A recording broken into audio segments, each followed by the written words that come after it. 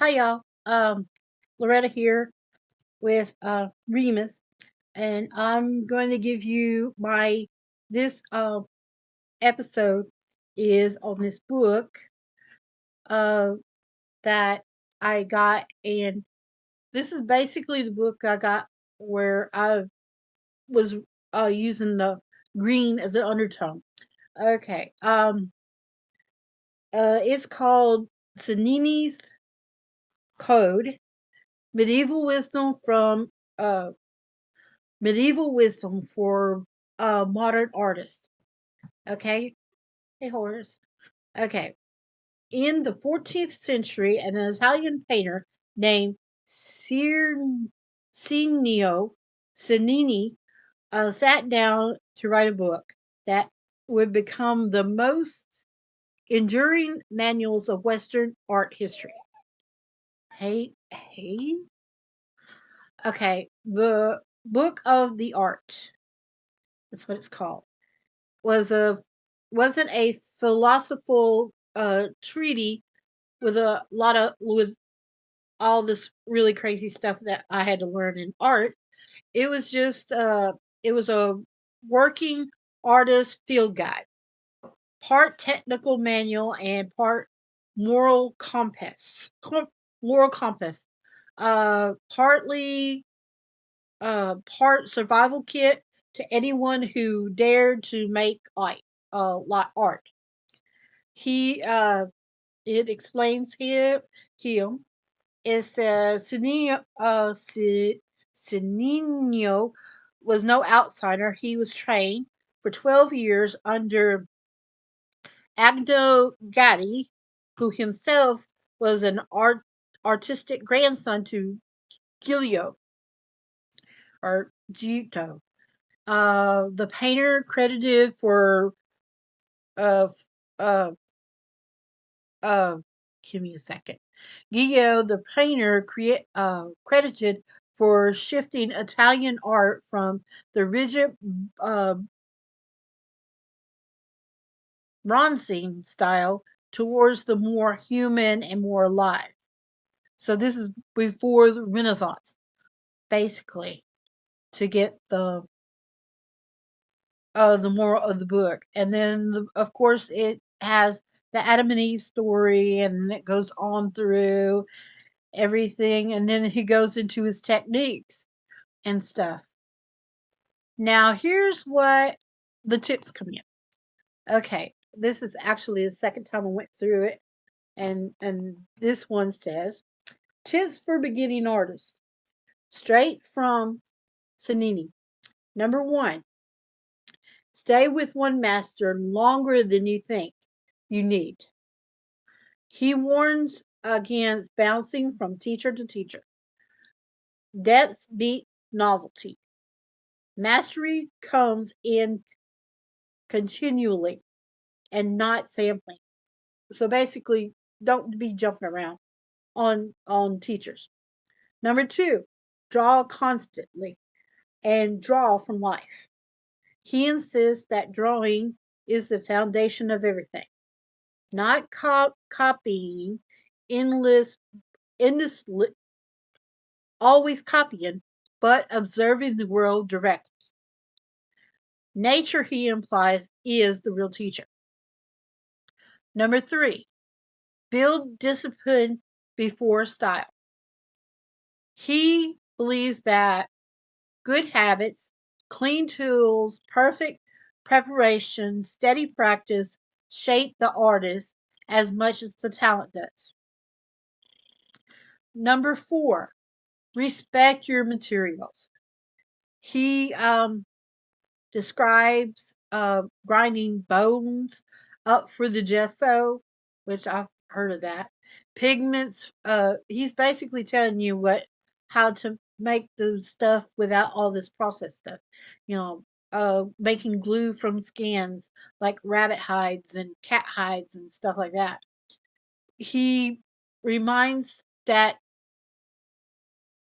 his reverence for materials reminds beginners that craft is sacred, not disposable. So basically, use what you got. Okay, and then I do have some professional tips. Let me look at my notes, and it looks like I have the same amount for us professional artists. The wisdom that still holds. Okay, number one, protect your art lineage. He saw Cennini saw himself as part of a chain sketching back to antiquity. Professionals today can take this as a reminder. Your work sits inside a larger story. Know your influence, honor them, and build on them. Number two, let technique serve expression, not the other way around. His detailed instructions are not rigid. They are they're about freeing the artist to focus on meaning once the craft becomes second nature. Number three, maintain your integrity and your lifestyles. Um, he believes the painter's character matters as much as the skill. He encourages he encouraged moderation, humility, and a life that supports creativity rather than drains it. And number four, for the professional one, he says keep learning, even after the mastery. He wrote in his book for decades of after decades of experience, still experiment, still refining. Professionals today can make this this as a call to remain curious and adaptable. Um, and that's what I got. And then I'm sure. Let me look at my minutes. Okay, still got 8 minutes. And in conclusion, or this is what the AI has put together. More than 600 years later, the Book of the Art speaks to artists because it understands something essential. Art is both a craft and a calling. It determines, it demands practice, humility, and devotion. It asks you to start up, to show up again and again. Whether you're a beginner learning to draw a straight line or a professional refining his voice. Cennini,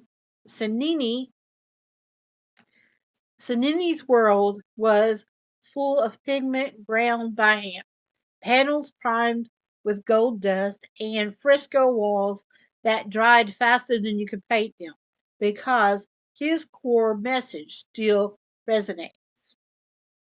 Art is a lifelong apprenticeship to your materials, your teacher, your imagination, and yourself. That really sounds really interesting. Just this, and I'm reading it straight flat, so I'm not doing anything out of thing out of context. Let's see, and then this is the first one I went through. I mean, I was trying to get my brain situated and what I wanted to do. Okay, here's the first AI time I went into it, and it's got 9 professional ones and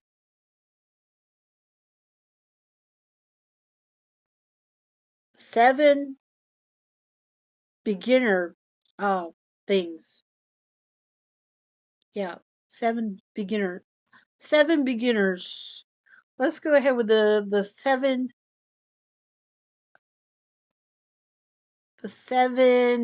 begin. Is that the? Hold on, give me a second. Yes, 7 class tips. Okay, it's class beginning friendly art class tips. Practice a little every day. is the first one. Second, start with simple shapes. 3, look at real life before drawing. Just sit down and just stare at it and see how the lines of the, like here on Tweet, how her ears cup, and this is the basic triangle here, and then of course the circle, and then the circle of her right here, and then the legs being just lines. I mean, you can use her as a tweet as a sample because she has the dynamic colors with the orange here and here and the white. So you just observe. Number 4, step by step. Do it step by step. Look, then draw, refine, shade, and then add the color. Um, Number 5, keep your work space clean and intentional. That means, keep everything tidy. Uh, I'm not even doing it, and I'm a professional. And this little thing I got, oh man, I got the box here, and then I got the computer, and then I got a whole mess of office stuff right here. So it's not what I really do. Number 6, learn how your materials behave. If you just take just a regular pencil, mechanical pencil, and just use it and paper, just a regular. I don't have any sketchbook paper. I mean, writing paper. Just use something that's simple for you that you have. I mean, it doesn't have to be a pencil. It could be a pen. Um, it could be a box of crayons that you got when you was a kid and you never threw them away. I mean, just start with something that you know.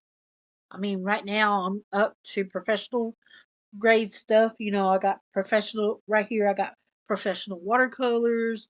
I mean, somebody gifted me some, and then I got some professional in yonder in my little studio right back there.